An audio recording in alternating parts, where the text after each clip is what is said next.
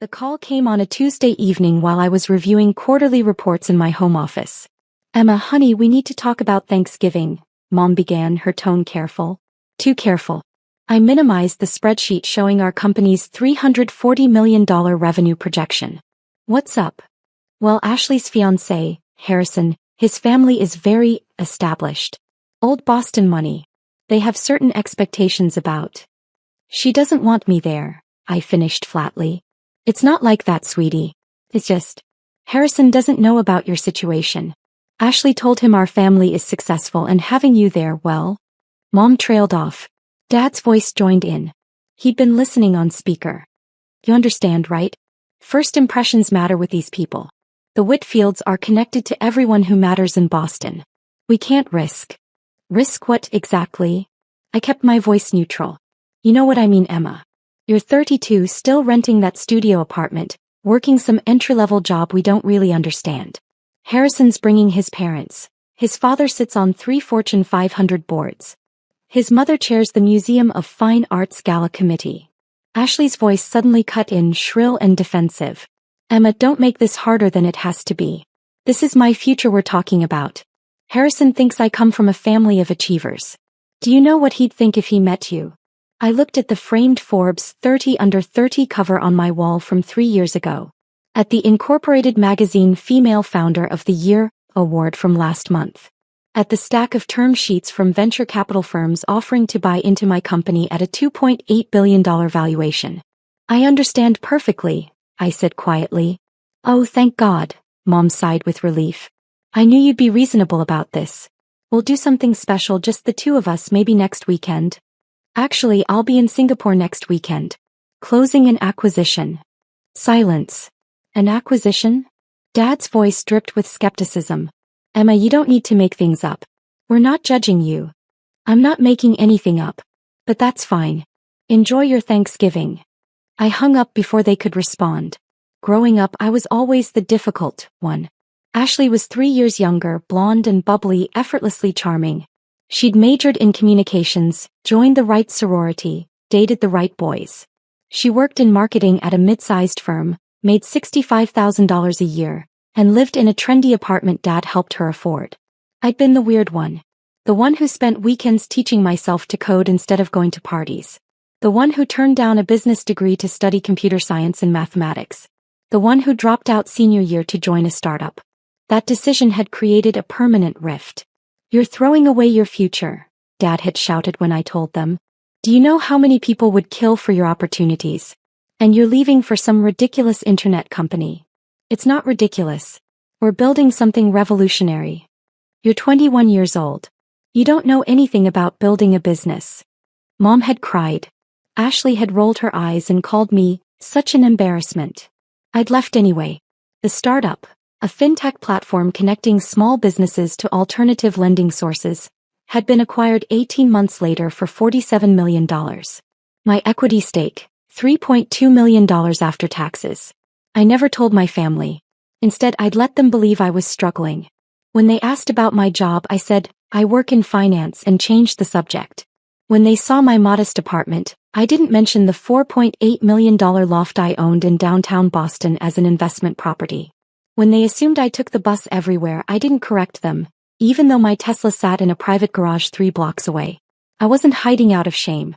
I was watching. Testing. Every dismissive comment, every assumption, every time they chose Ashley's comfort over basic decency toward me, I filed it away.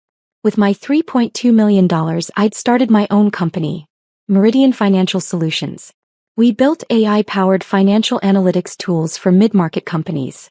Within 2 years, we had 37 clients and $8 million in revenue. Within 4 years, we had 300 clients across 12 countries and $340 million in revenue. I owned 73% of the company. Last month, Goldman Sachs had valued us at $2.8 billion in a preliminary acquisition discussion. I turned them down. We were worth more and I knew it. My team knew who I was. My investors knew. My clients knew. The business press knew. I'd been profiled in Forbes, Fortune, Bloomberg, and the Wall Street Journal. My family had never asked enough questions to find out. The Tuesday after the Thanksgiving phone call, I had breakfast with my CFO Marcus Chin. How's the Whitfield integration planning going? I asked, scrolling through the onboarding documents on my tablet. Marcus grinned. Smooth. Harrison Whitfield starts Thursday. His background is impressive. Harvard MBA, 3 years at McKinsey, 2 years in private equity. His father personally called to thank you for the opportunity. I nearly choked on my coffee. His father called?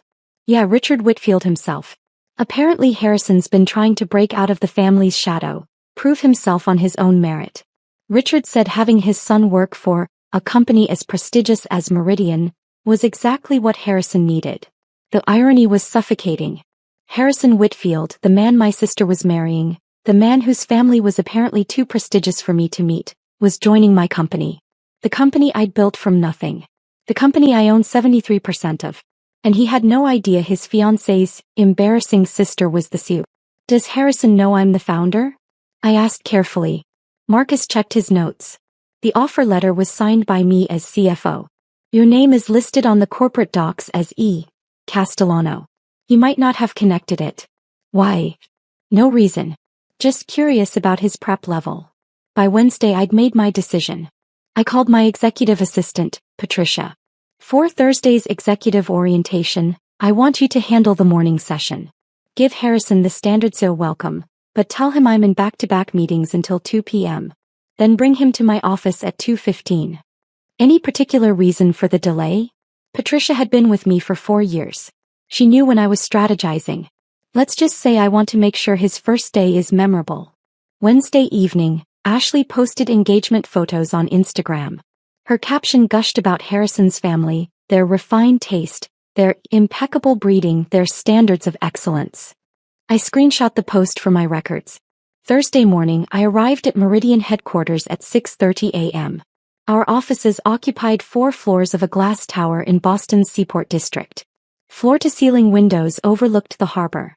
The reception area featured our logo, a stylized compass, in brushed steel 12 feet tall. I'd designed every inch of this space. My corner office on the 14th floor had a view that stretched from the harbor to the financial district. Awards lined one wall. The other held my degrees. BS in computer science and mathematics from MIT, I'd gone back and finished after the first acquisition, and an MBA from Stanford that I'd completed part-time. My family thought I was a college dropout working an entry-level job. At 9 a.m. Patricia texted, Harrison Whitfield checked in. He's very impressed with the facilities.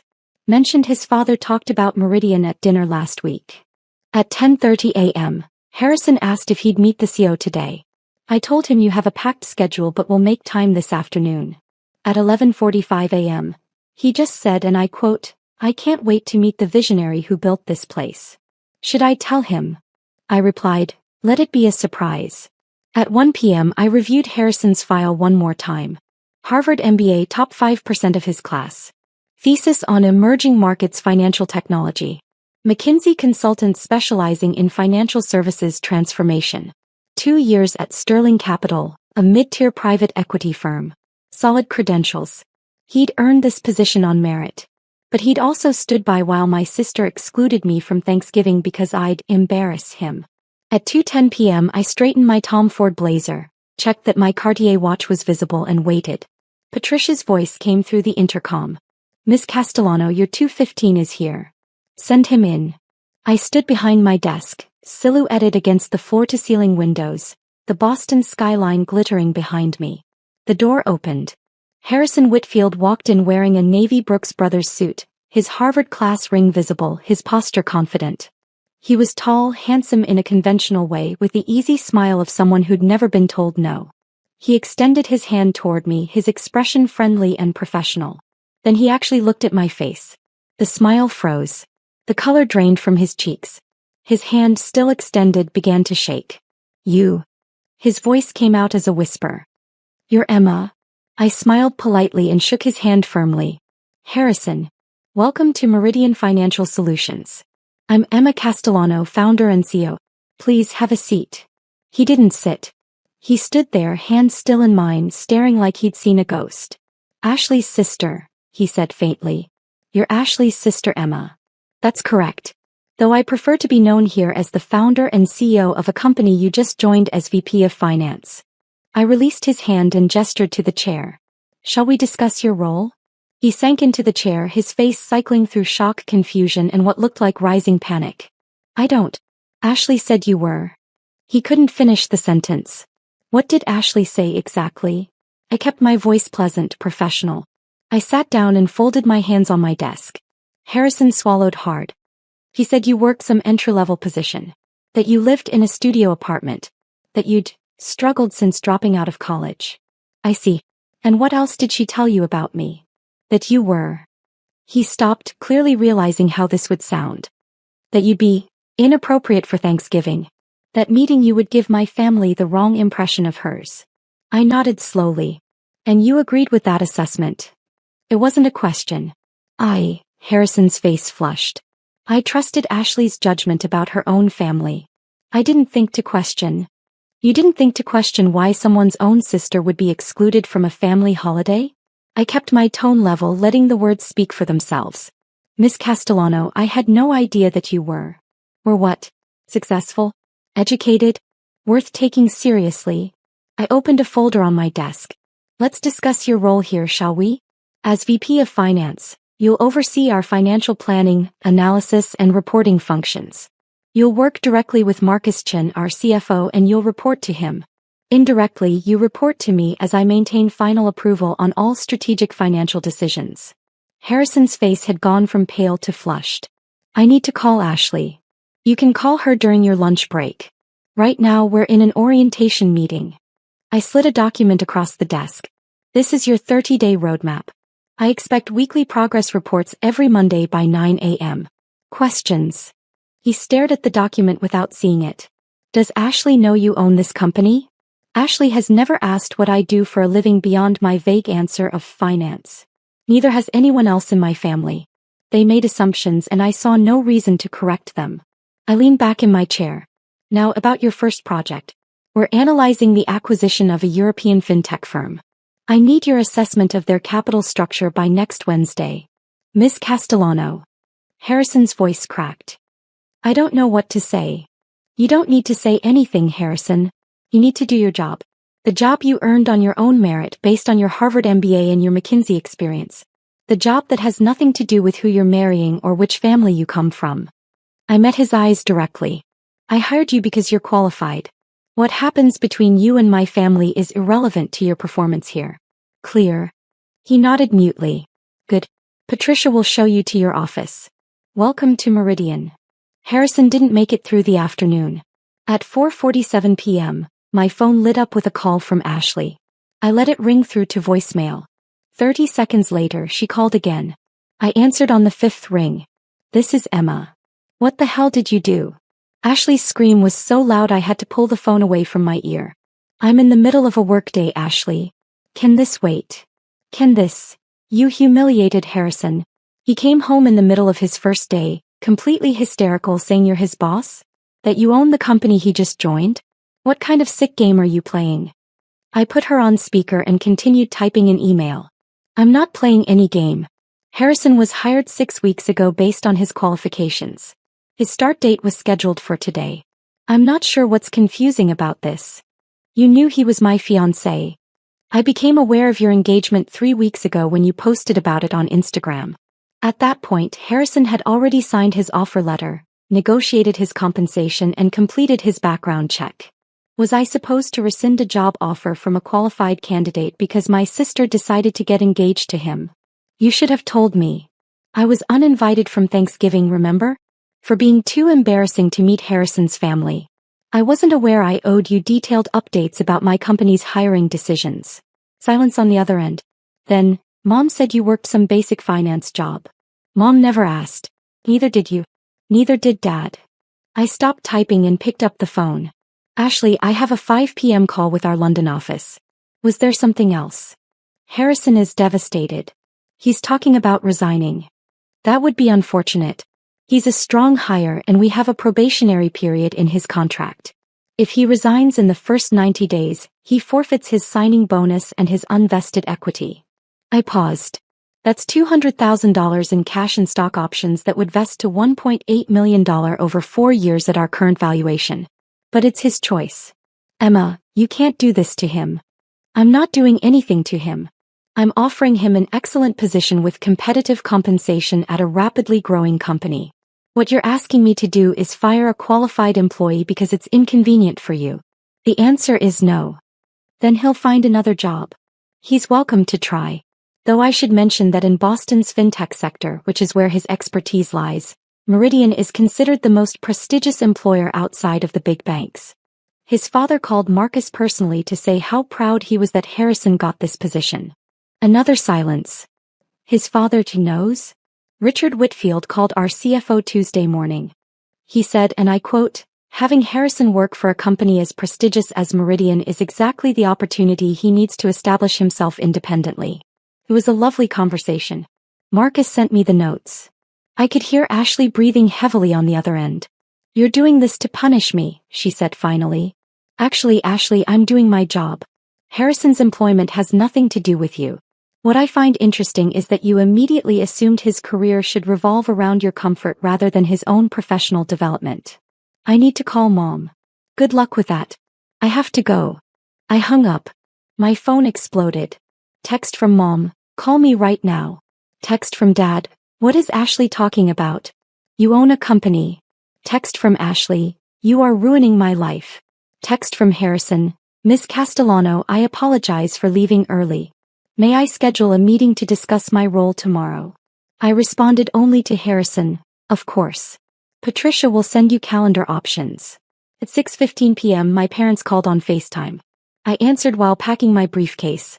Mom and Dad were both on screen, sitting at their kitchen table, faces tight with confusion and anger.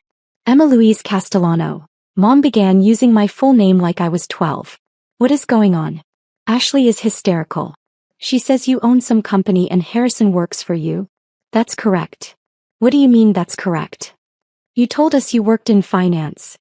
"I do work in finance. I run a financial technology company." Dad leaned forward. "Run? Emma, stop exaggerating. You can't just." I turned my phone camera to pan across my office. The Forbes cover. The Incorporated Magazine Award. The Stanford MBA diploma. The floor-to-ceiling windows with the harbor view. The Meridian logo on my desk nameplate.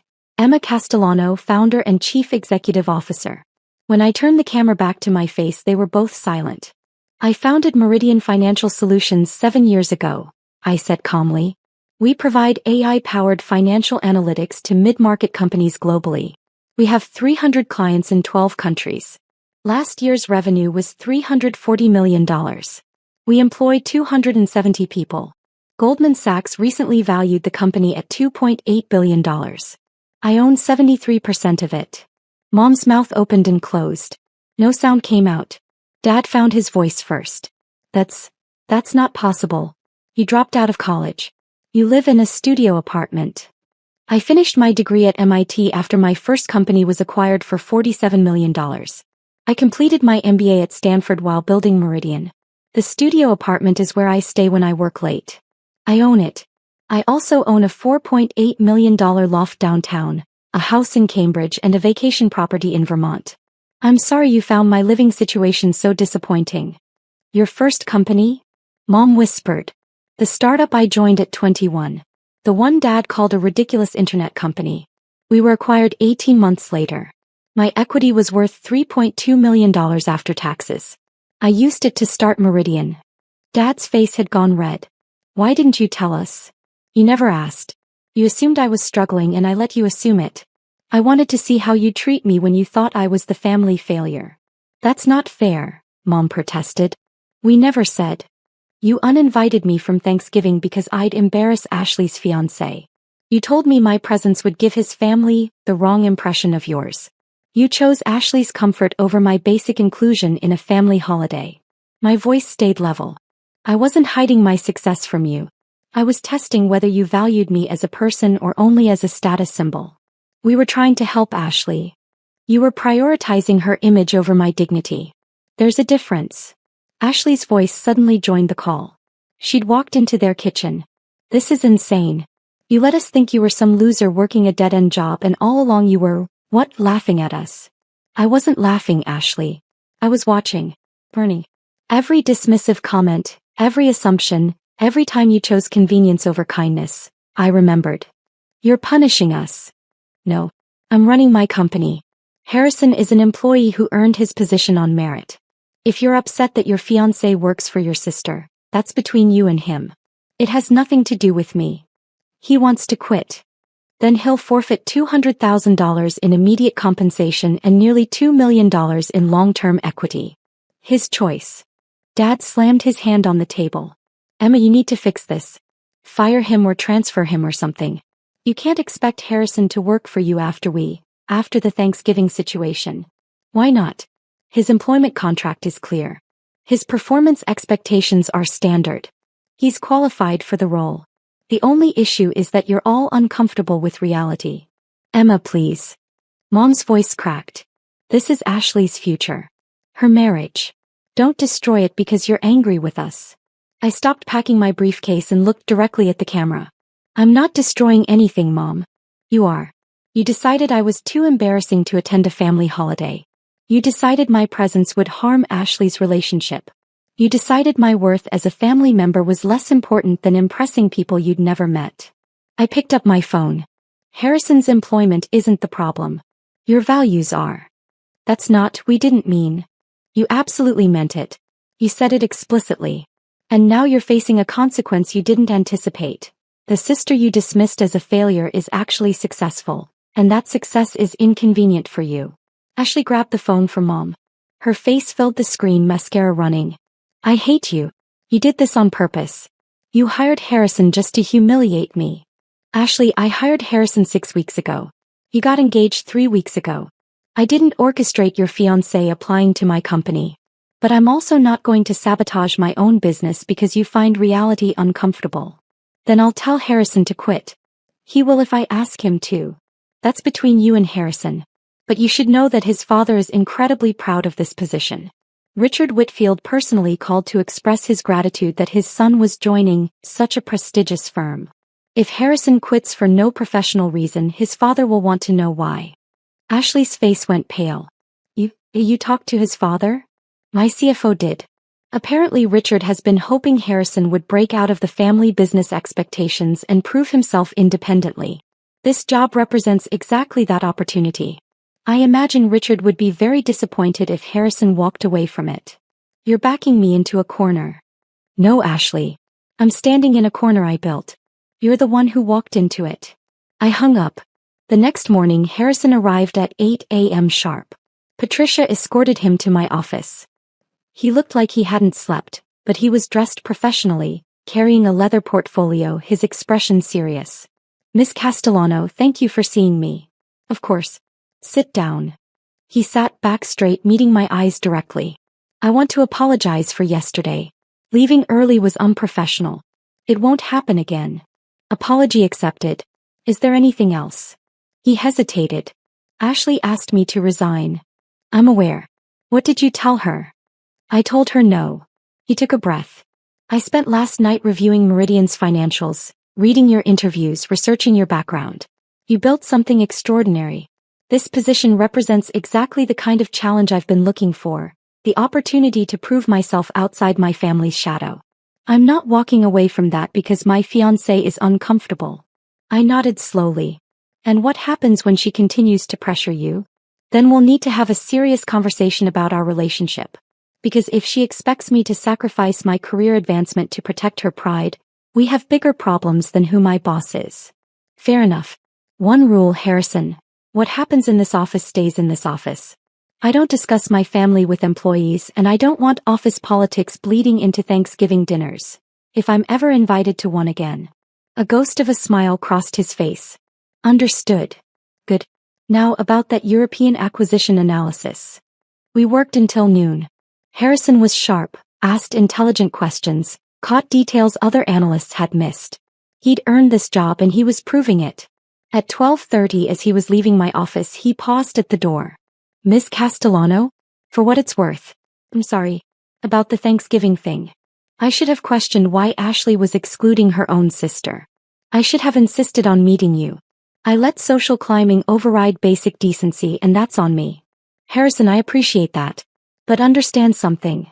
I didn't hire you to punish my family, but I'm also not going to manage my company around their comfort. You do your job well, you'll have a fantastic career here. But don't expect me to make this easier for Ashley. She made her choices. Now she lives with them. Fair enough. He left. At 1 p.m. my phone rang. Unknown Boston number. Emma Castellano. Miss Castellano, this is Richard Whitfield, Harrison's father. I sat up straighter. Mr. Whitfield. How can I help you? I understand there's been some confusion regarding my son's employment with your firm. Has there? My future daughter-in-law called this morning, quite upset. She seemed to be under the impression that Harrison should resign from Meridian because of a family conflict. His voice was cool, measured. I wanted to reach out personally to clarify my position on this matter. I appreciate you calling. Miss Castellano, I've spent my career watching young people sacrifice genuine opportunity for social convenience. When Harrison told me he'd been offered a VP position at Meridian, I was thrilled. Your company represents the future of financial technology. Working under your leadership is exactly what he needs. I'm glad you think so. I also understand that you're Ashley's sister. The sister who apparently wasn't suitable for Thanksgiving dinner. I said nothing. My son made a poor judgment call in supporting that decision. He knows it. I know it. And now he has the opportunity to prove that his professional judgment is better than his social judgment. I trust he'll take that opportunity seriously. He's been very professional so far. Good. And Miss Castellano? If my future daughter-in-law continues to pressure Harrison to resign, she and I will have a very different kind of conversation. I don't tolerate my family throwing away real achievement for imaginary status. Harrison works for you because he earned it. That's the end of the discussion. I appreciate you sharing that, Mr. Whitfield. One more thing. My wife and I would like to invite you to dinner next week. Not as Harrison's boss, but as Ashley's sister. We'd like to meet you properly, given that you'll be family soon. I smiled. I'd be honored. After we hung up, I texted Ashley, had a lovely conversation with Richard Whitfield. He and his wife invited me to dinner next week. I accepted. Her response came in seconds. You're destroying my life. I didn't reply. Thanksgiving was 3 weeks away. I didn't receive another invitation to my family's dinner, but I did receive something else. A formal invitation to Thanksgiving at the Whitfield family estate in Brookline. Richard and his wife Catherine had insisted. We're hosting Harrison's side this year, Catherine explained during our dinner the previous week. It's important to us that both sides of his future family are represented. You'll join us, won't you? I'd agreed. When I told Ashley, her response was a string of crying emojis and the message, I can't believe you're doing this to me. I replied, I'm having Thanksgiving dinner with my future in-laws. You're welcome to be there too. The day before Thanksgiving my mother called. Emma, we need to talk about this Whitfield situation. What situation? You're having Thanksgiving with them. Ashley is beside herself. Mom, they invited me. I accepted. Ashley was also invited. She can accept or decline as she chooses. But she feels like you're taking over her relationship. I'm attending a family dinner I was actually invited to, unlike the one I was excluded from. I'm not sure why that's taking over anything. Silence. Then quietly, your father and I would like to see you. Before Thanksgiving. Could you come to dinner this week? Why? Because we need to talk. Really talk. About everything. I considered. Monday. 7 p.m. I'll come to the house. Thank you. Monday evening I drove to my parents' house in my Tesla. The same house I'd grown up in, the same driveway where Dad had yelled at me for dropping out of college. They were waiting in the living room, both of them looking older than I remembered, more tired. Thank you for coming, Mom said. I sat in the armchair across from them. You said we needed to talk. Dad spoke first. We've spent the last 3 weeks reading about you. Your company. Your achievements. The interviews, the awards, He stopped. We had no idea. You never asked. That's not fair, Mom protested. You told us you worked in finance. You let us think. I let you think exactly what you wanted to think. That I was struggling. That I'd failed. That dropping out was the disaster you predicted. I leaned forward. Do you know why I let you think that? They said nothing. Because I wanted to know if you'd love me without the success. If you'd value me as a person, not as a trophy. And you showed me the answer. You didn't. That's not true, Dad said, but his voice lacked conviction. Dad, you told me I was throwing away my future. Mom cried like I was dying. For 11 years you treated me like a disappointment. And the moment it became inconvenient for Ashley, you uninvited me from a family holiday. We thought we were helping Ashley. You chose her comfort over my dignity. You decided my presence would embarrass her fiancé. You prioritized the opinion of people you'd never met over your own daughter's inclusion in her own family. I stood. And now that you know I'm successful, now that I'm someone worth knowing, you want to really talk. Emma, please. Mom's voice broke. We made mistakes. We're sorry. Are you sorry for how you treated me? Or are you sorry that I turned out to be someone important and you missed it? The question hung in the air. Finally, Dad spoke. Both. We're sorry for both. It was the most honest thing he'd said. I nodded slowly. I appreciate that. But here's what happens next. I'm going to the Whitfields' Thanksgiving.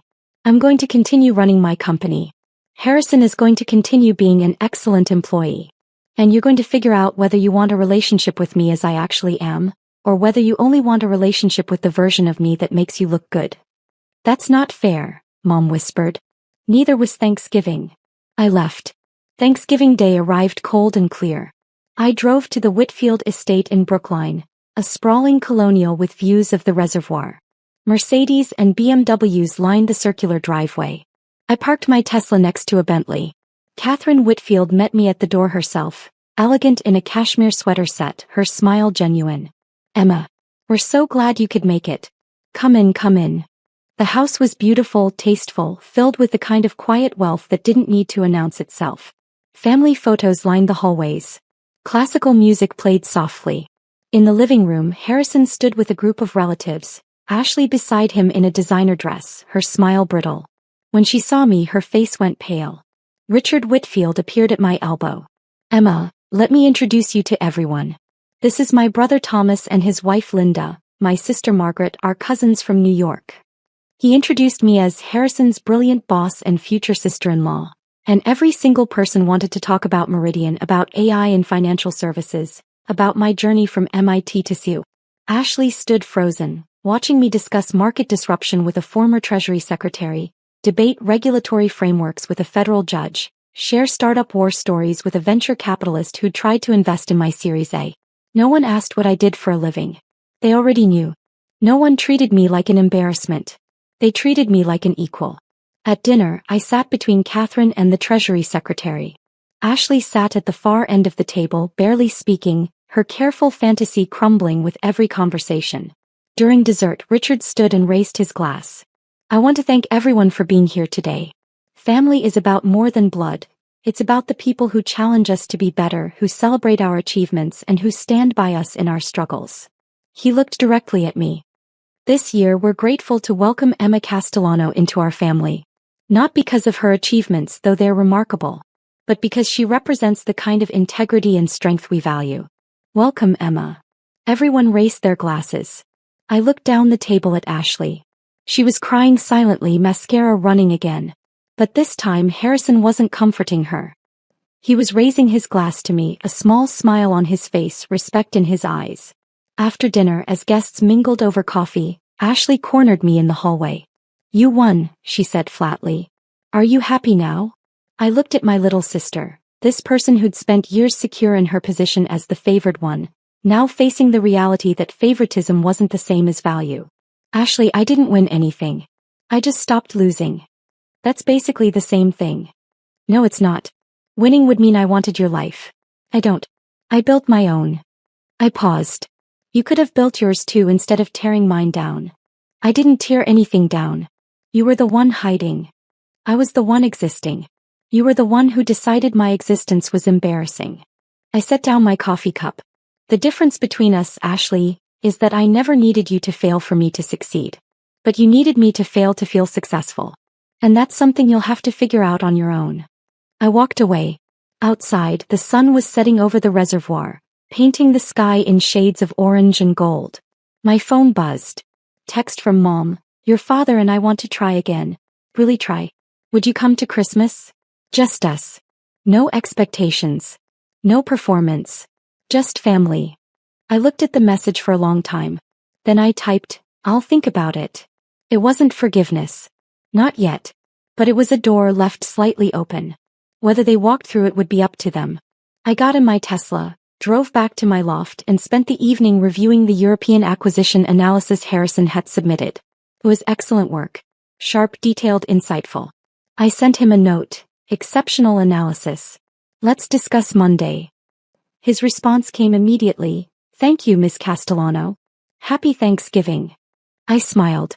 Happy Thanksgiving, Harrison. For the first time in 11 years, it actually was.